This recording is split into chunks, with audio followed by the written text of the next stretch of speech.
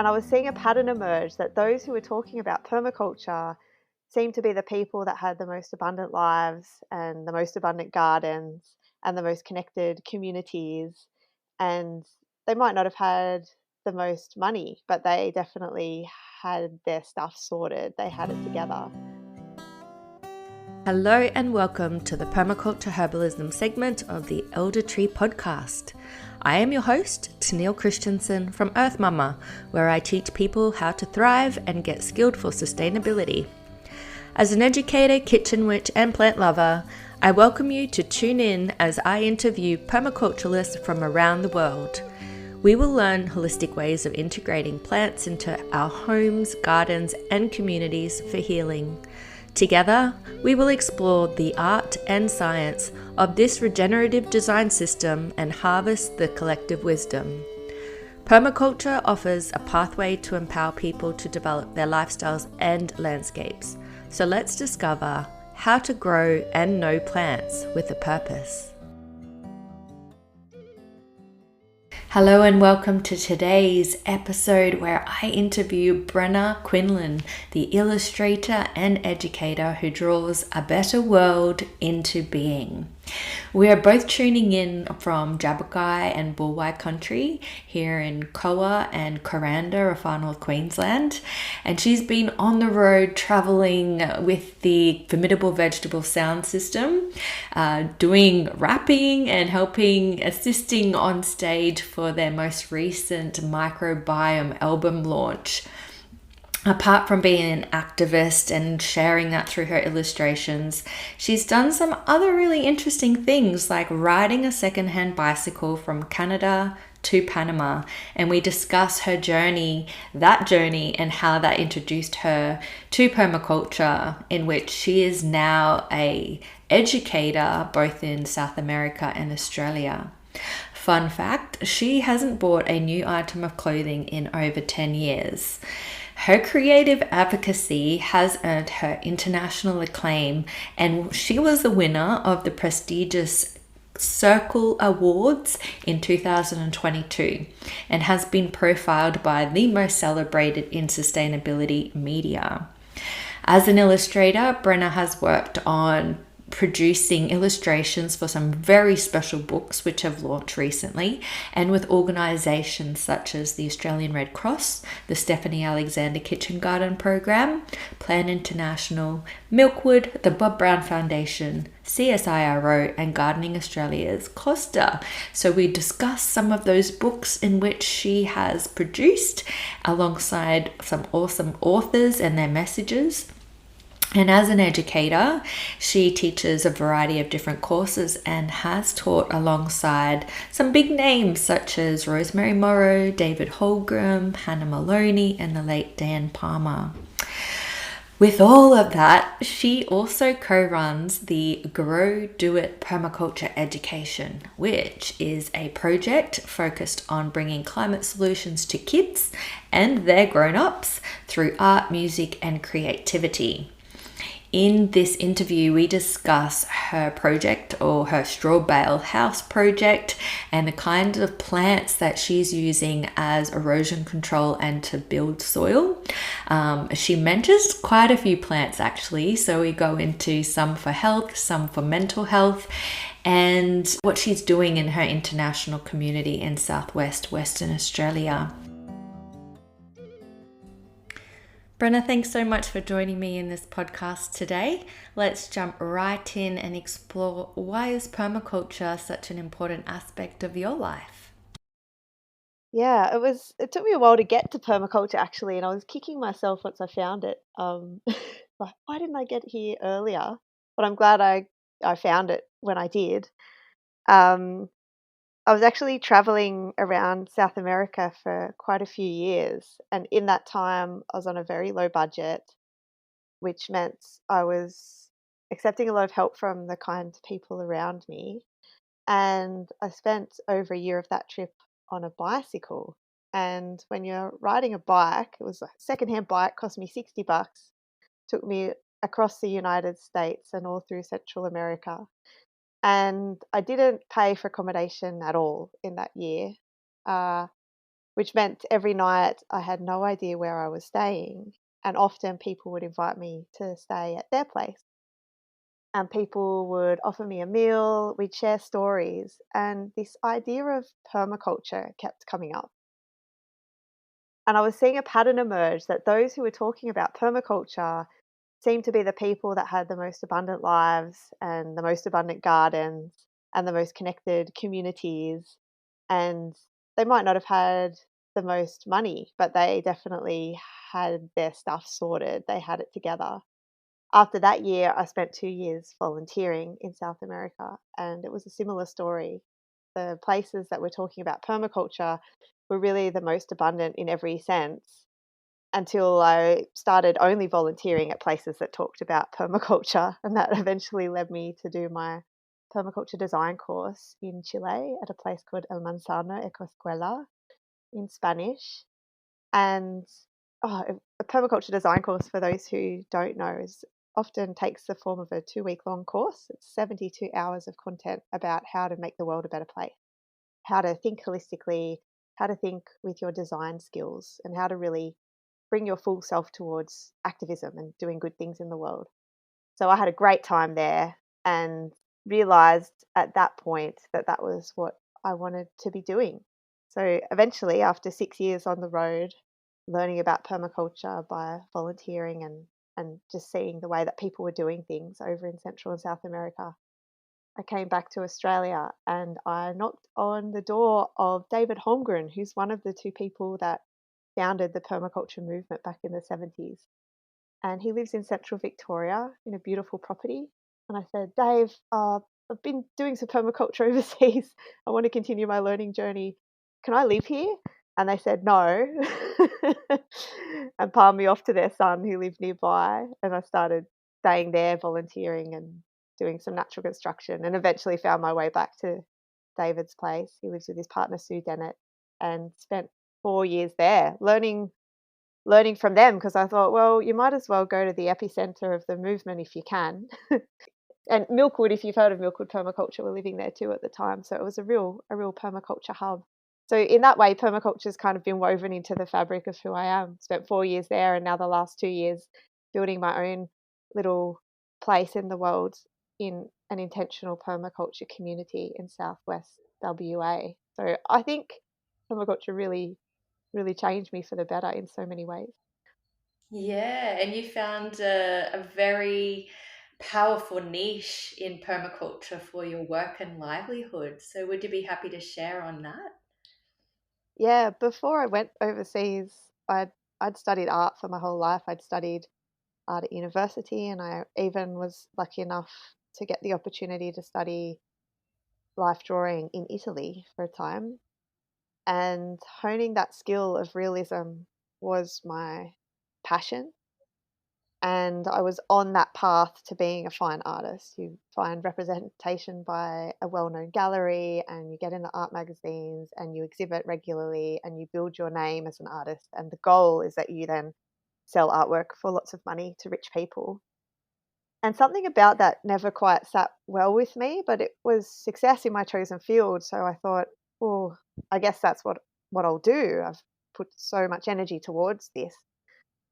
When I went on that big trip overseas and started learning about the urgency of climate change, climate action, and the inequality in the world, and I was staying with and sharing stories with people from places like Cuba and Nicaragua and Costa Rica and Guatemala, places that have huge inequality and huge social problems. It really shifted what I thought was important in it really shifted my world and what my world meant. So I went through this process of letting go and thinking, okay, art's just, it's not enough. It can be meaningful, but it's not enough to be making beautiful pictures for rich people. And I don't know how I can make my art so that it makes change. I guess I'll just let that go and I'll move towards permaculture education instead, because that's what changed my life. And hopefully I can change or play a part in helping others turn their lives around too. And so years went by Mm. and I kept art as my little secret. And when I was living at Dave Holmgren's place, I was 4 months into my internship there. And at that stage in 2017, he was creating a book called Retro Suburbia about how to live a regenerative life if you live in the cities and suburbs where lots of people do live.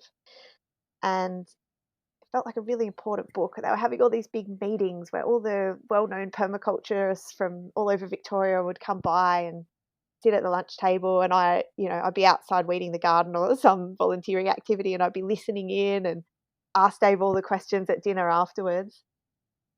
And one day they had a really big meeting, and the illustrator that they had contracted announced that he didn't want to be the illustrator anymore for the book. And there was shock. They were a couple months out from deadline, and it's a huge book that required over 300 illustrations. And Dave came out that afternoon and said, "My son says that you know something about art. Is that true?" And I said, "Yeah, yeah. Oh, it's a past life. It's a past life." And he said, "Well, here's a few images that we're after. If you could draw them up in the next couple of days and show me, we'll see if you're the right match for us." And I was like, "Play it cool, Brenna. Just play it cool." So I went and I spent the entire night, stayed up the whole night, looking up architectural drafting, because the few images David had asked me to do were like cross sections of different roof shapes, and like, why start me on that? My gosh, I was so nervous, and I knew he had studied some elements of architecture way back in his 20s, so he knew what he was doing. Um, he's not completely useless with the pencil, he can draw as well, so there was all this pressure, but I passed the test, and that thing I had been looking for, which was a way to merge my lifelong passion and obsession in art with this new this new passion and obsession with world building, with solutions oriented activism, with permaculture, just fell out of the sky and landed in my lap in the form of that book, Retro Suburbia. So that was my first time illustrating. I actually Googled, what does illustration mean? And I've come to understand illustration is artwork where the message is at the forefront, as opposed to what I was doing before, where it was really the skill that, and I guess the brand of the artist that was first. So what I do still has skill, but it's all about the message. And it was just the most liberating thing. Since then, I've worked with all sorts of incredible people. With Costa from Gardening Australia, I've illustrated Milkwood's book. Their second one's about to come out. I've worked with the Red Cross. I've worked with Stephanie Alexander Kitchen Garden Program, with Bob Brown Foundation. It's just opened so many doors, not because I'm particularly special, but because there is a hunger for this sort of imagery to help us to connect with the big issues and also to understand them at a deeper level. Yes. And I think you are very special, and your deeper understanding of permaculture and your message and your drawings really work with the whole brain and heart. You can really connect to the simplicity. But I always look forward to your new images coming out. I follow you on LinkedIn as well, and you have a Patreon account where you give away free content. So I'd love for you to share that with our listeners shortly. But incredible journey, and thank you for sharing this thus far. Let's jump into the next question, because I know your time is very valuable and you've had an epic time in North Queensland of late. I think I saw you play last Sunday, and then this recent Friday and Saturday night, and then you went to Townsville. So apart from all of your amazing illustrations, you're also a rapper, and you've just been touring with Charlie McGee and the launching the new album, right? So perhaps can you share a little bit on that too? Yeah, just when you think life can't get any more busy, my wonderful, enthusiastic, larger than life personality partner says, "Come on tour again." So we've actually been on the road for the past year and a half. I've only spent a few weeks at home in that time. And Wow. it's partly kind of, that bottleneck that was created with COVID. A lot of things were cancelled over a 3 year period, and now we're making up for those with teaching permaculture and some of Mm. Charlie's gigs as well. Festivals are finally open and happening again. And partly, I guess, that after having so much cancelled during COVID, we really wanted to get out there and weave the sustainability community together again. So we travel now, like I used to back in the days when I was in South America, just calling out people from the permaculture network, people we haven't met yet, doesn't matter. And people say, "Yep, come stay and let's share a meal, let's share stories." And hey, can you take this book down south to Morrow in the Blue Mountains because I haven't seen her in ages. And then she'll say, "Oh, if you're going back up, Robin Francis up in Nimbin, I've got a gift for her." And you end up kind of bringing the news like the carrier pigeon all around the place. So that's been one of our jobs in the past year and a half. But yeah, I'm really Charlie and his band, who are real musicians, have Yeah. been very accommodating and generous, letting me take a place on stage as DJ and do the rap I do in one song and sing backup vocals and just experience that part of their world. Because sitting up the back as the girlfriend wasn't that much fun. And it's really allowed me to peek into that world of, wow, like I understood how powerful music is at helping shift emotions around the big issues and helping to motivate action and bring communities together. But to deeply play a part of that over the past year and a half has been quite profound. We see after a gig all the people coming up to Charlie, from the littlest kids to the oldest people, saying, "We had a transformative experience tonight. The fact that your lyrics are so connected and articulate around things that we're concerned about um, was important." So that's just another way that he's doing his art as activism, and I've tagged along because we're all creative in many ways, so why not? Yeah, yep. You're very dynamic and creative and definitely deserve a part up there. Have you rapped before? Like have you performed with other bands or is this a whole new journey for you? I've always accidentally dated musicians, and then every time that doesn't work, I swear off them. So Charlie, well, he's the last one because he'll spend time being a fellow permie. But Yeah. no, I haven't done the on-stage musician thing, although I am a closet guitarist, and Charlie's my one audience, and he's a very appreciative one at that. But I did, in my living in South America days, discover I had a passion for freestyling in Spanish. And I guess I'd never had the confidence to do it in English. But it was this almost nightly thing. We'd sit around the campfire and someone would like lay down a beatbox or someone would pick up a guitar and we'd have these epic Spanish rap battles. And I'd forgotten that that used to be a part of my life for a couple of years until the rap that we're touring in the new album just fell out one day. And Charlie said, "Wow, where did that come from? That's actually pretty good." I said, "I don't know, but I have this vague echo of a memory of, yeah, I've done this before." So I'm hoping at some stage I'll be like maybe when I'm driving in the car and no one's around or something, I could revisit that skill and see if it's still there because freestyling is a pretty scary thing. There's more to come. I can just imagine you next year you'll be up there on the guitar, like going for it. Um, Taking over the band. Yeah. We'll leave it to Charlie and his podcast to talk about microbiome.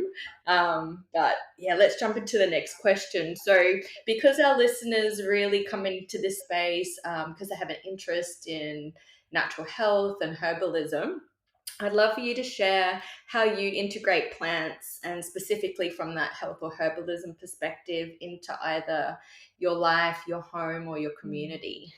So plants are a huge part of regenerating landscape around us. They're also a huge part of meeting our needs. So instead of just consuming goods from the industrial system and producing waste, we can actually produce things of use as humans. We don't have to be less bad, we can actually be actively good.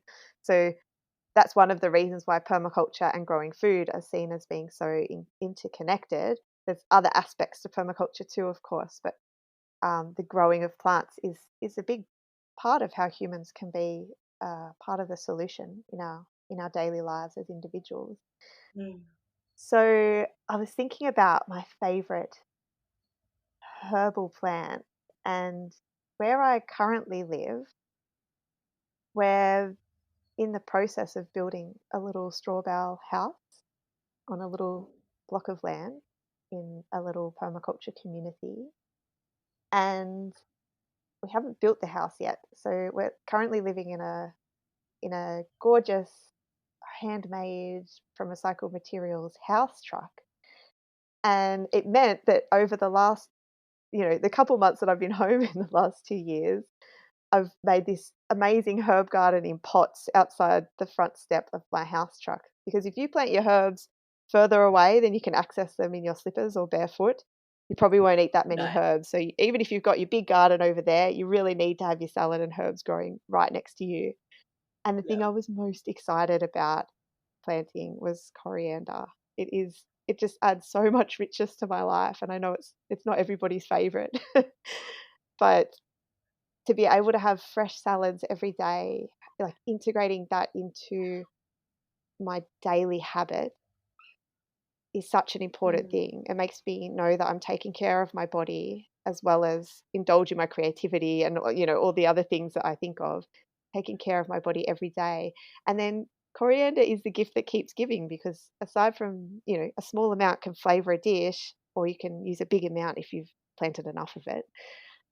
But pickling the seeds is a really gorgeous thing. It can be used for pesto.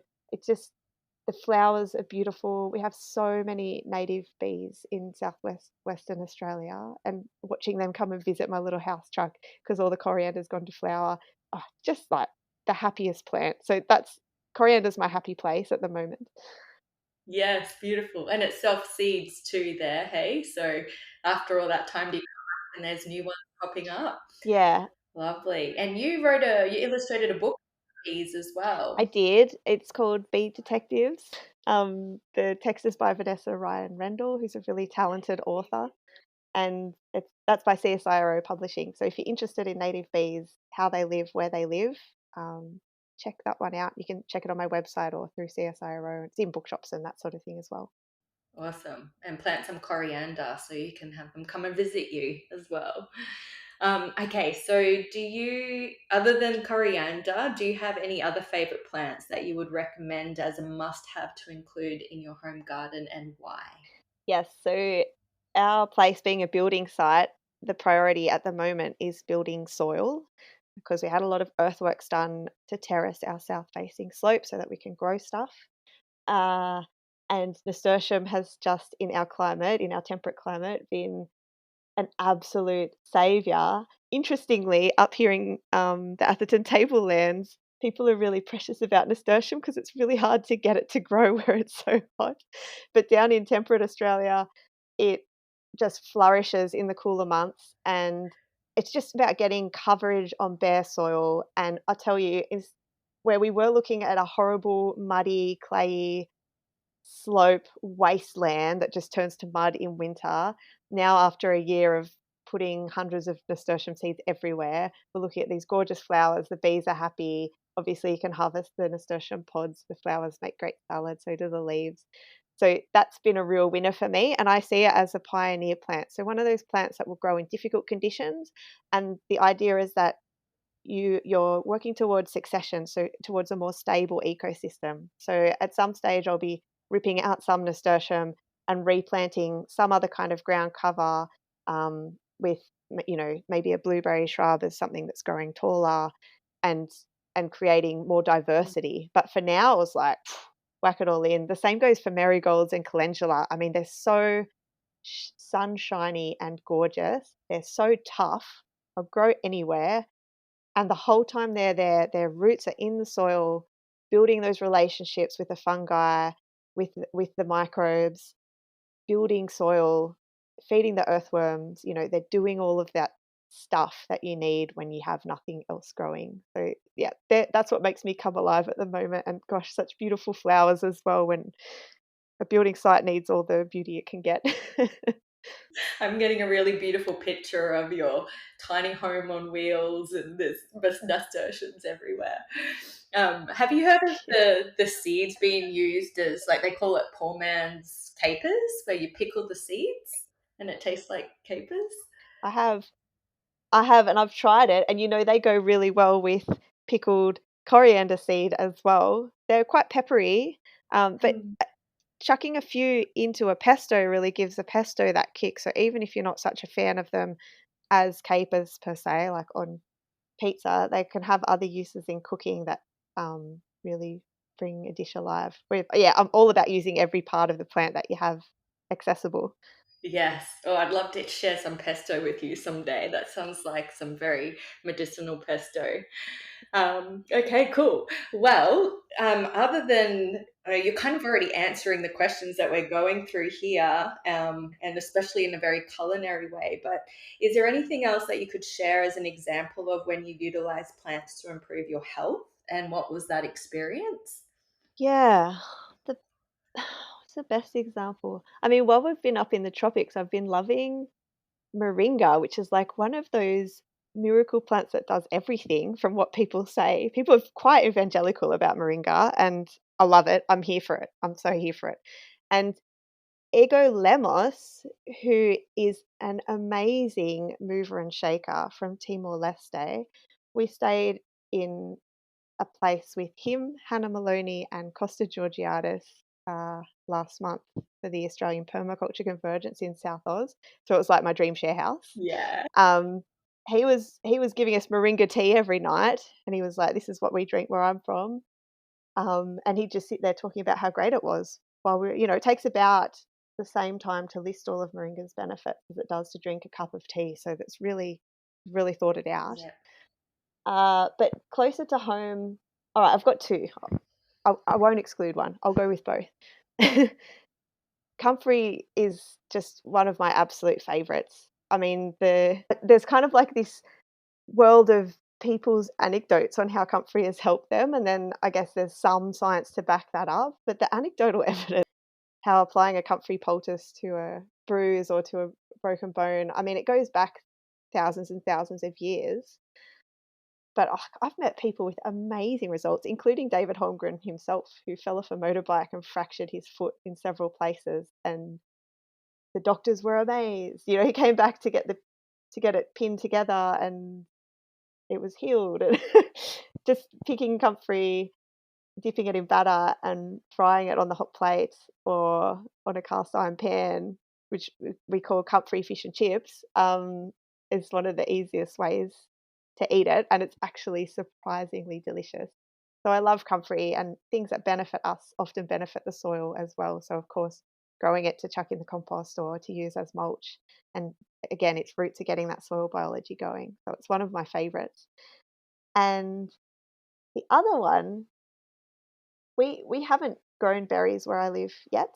We will, but what grows really well in my climate in Southwest WA are strawberry guavas. Those little ones, they're dark red and they're really floral and delicious and a real vitamin C bomb. But the other thing that they do to improve my health is they improve my mental health. Because when I used to live in Victoria at Dave Holmgren's place, they had a 30-year-old cherry guava tree in a pot in their warmest microclimate near a it was on like a paved area, so it had that thermal mass and near a mud brick wall, and it was about a meter in height and would give about 20 precious fruit a year, and we would kind of cut them up and share them out with people.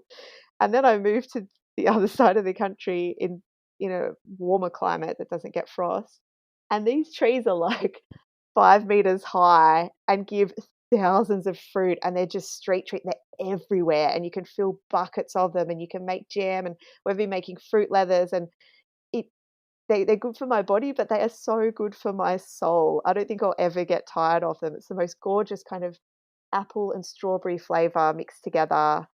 So prolific, so yummy. The birds don't seem to eat all of them. Yeah, that's a big thumbs up from me. Yeah. Well, yes, thanks for sharing that because it actually the sharing of herbal plants for mental health hasn't actually come up in conversation in my podcast yet. So yeah, it's such an important one. Like, of course, it's got all the vitamin C and it's doing a valuable physical action on your body, but like lemon balm also. But there's just, yeah, there's plants out there that really support our mental health too. So that's a lovely share. Thank you. Sure. Okay, so this one's exciting. What is alive and thriving in your life right now? Mm. I'm thinking a lot at the moment about where how to make the biggest impact in the work that I do, how to bring people along on this exciting journey of being a change maker, Hmm. and sort of ways that I can make that sustainable for me over the long term, because I'm not going anywhere in this, the big issues are here, they're happening, and it really brings so much delight and meaning to my life to be engaged with those issues in a meaningful way. So I'm looking towards some exciting book collaborations. So, me illustrating with somebody else. There's a few of those in the pipeline that will hopefully reach like a huge amount of people that are ready for this conversation.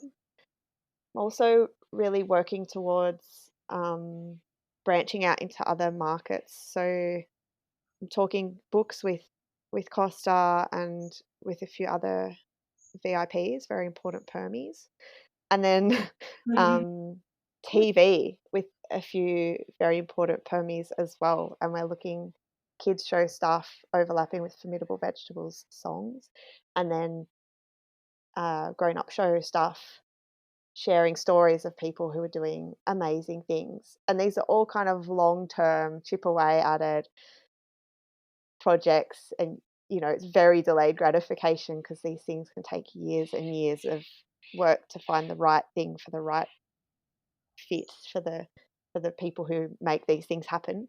Um, but that's the way I'm heading, and it's just a pragmatic decision. I can I can teach to a room of 30 people, and that has a deep meaning because we're there face to face. But it doesn't need to stop there. I can do that and add another chapter to this ecosystem. I can maybe teach online and reach hundreds or thousands of people.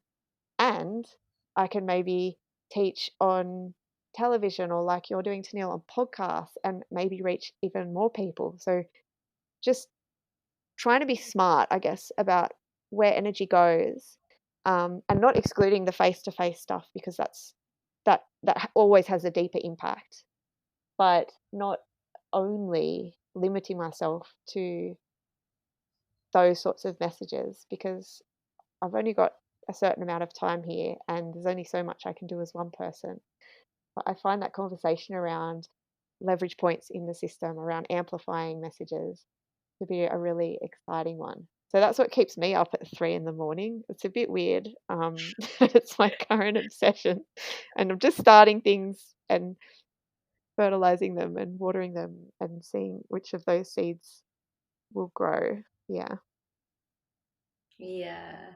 Yeah, I hope that your message, yeah, it's a very important one. What you're working with in terms of articulating permaculture in a very visual way, and also, the message in the permaculture lyrics alongside Charlie and Formidable Veg, and yeah, I know there's some like really big things like Australia leading into the referendum, and I'm not sure where you are on that, but I feel like there's some really exciting times ahead for change and, the possibility for us to say yes and step into a new chapter. And the yeah, you teaching as well, like, can you just, because we had a lovely chat the other day at one of your gigs about, like, when I bought your book that you're carrying around for Rosemary Morrow, and you lit up, you had this big smile on your face, and you've done direct training with her, and you recently taught a course with Hannah Maloney, which I missed out on, but I'd love to do at some point.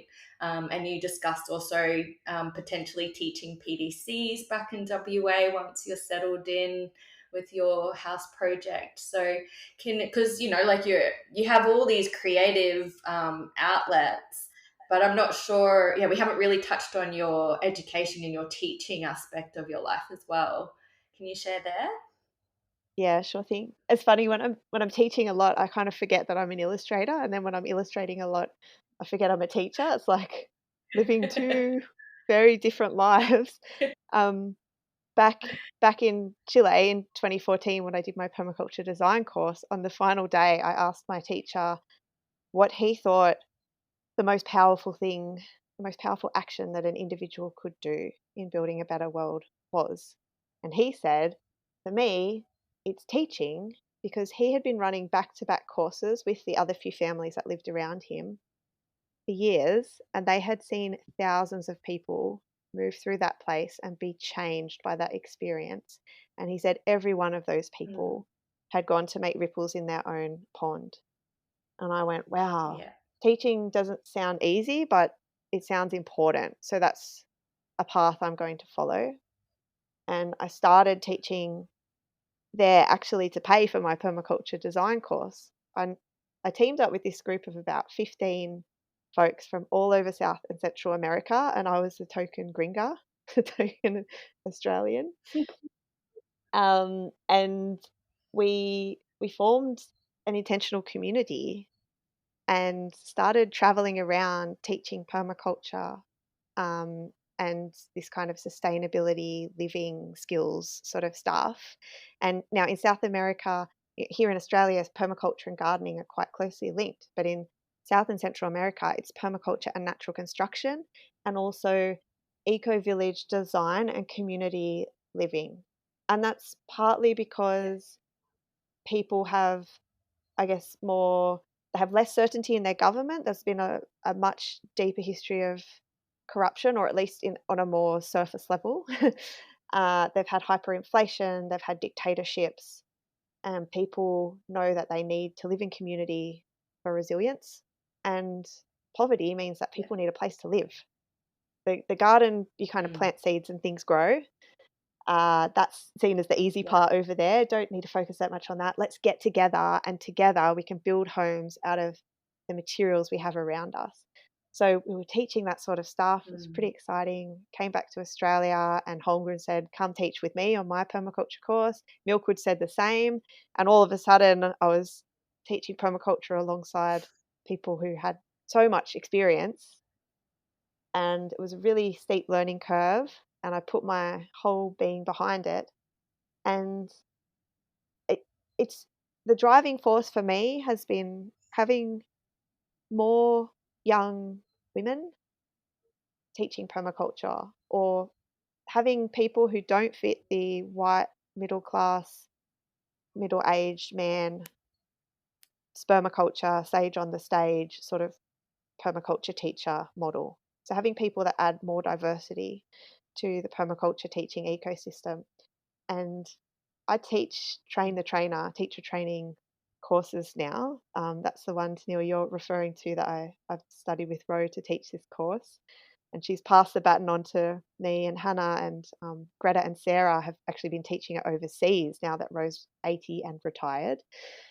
So there's a crew of us nice. now bringing that course into the future and actually updating the course. I've got a big Zoom call tomorrow about it, just making it better and tighter and more relevant, bringing our Mm, experience to it. So Ro's been really generous in that way. But when I teach that course, and it helps people to know how to teach the permaculture design course, everyone says, "Wow, yeah. teaching the permaculture design course is really hard. You've got to be across ecology and biology, and you need to know all about economics, and it's kind of know, you've got to know how to grow every vegetable and every fruit tree, and you've got to have that design thinking and be experienced in design because you're the one modeling how to do that." And it is really hard. It's also hard to get up and speak in front of people. It's hard to hold a group for 2 whole weeks because people are breaking down Mm, crying, and they're thinking about things in a mm, new way, and there's big energy there. But it is so important, and I have lifelong connections with everybody who I've shared that experience with, and I find it exhausting, but I find uh, it feeds me as well on a deeper level. So that's why I keep showing up, keep doing it. I teach Hannah Maloney's PDC at the moment down in Tasmania. That's an annual thing, and yeah, we're starting one up in Southwest WA. They used to teach PDCs there in the 90s, but it's been quite a few years now. So there's a real hunger to have it return to that part of the world too. Lovely. Filling the niche there as well. Well, thank you. It's been really beautiful and insightful learning so much more about your life. I've been just following your journey and all the ways that you're available and share your work in the social media world. Is there anything else you would like to share with our listeners today in regards to how they can connect with you or any final messages? Yeah, I mean, you mentioned Patreon before.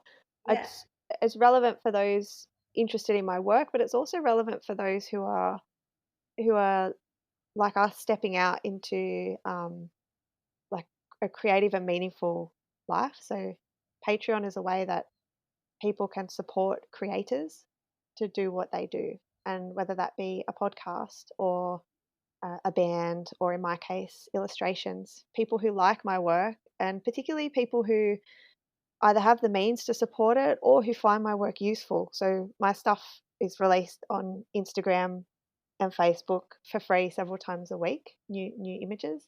People download them and they pop up in newsletters and in an academic's PhD and in like the front page of a report from an NGO, or people use them in books and or social media content, all sorts of things.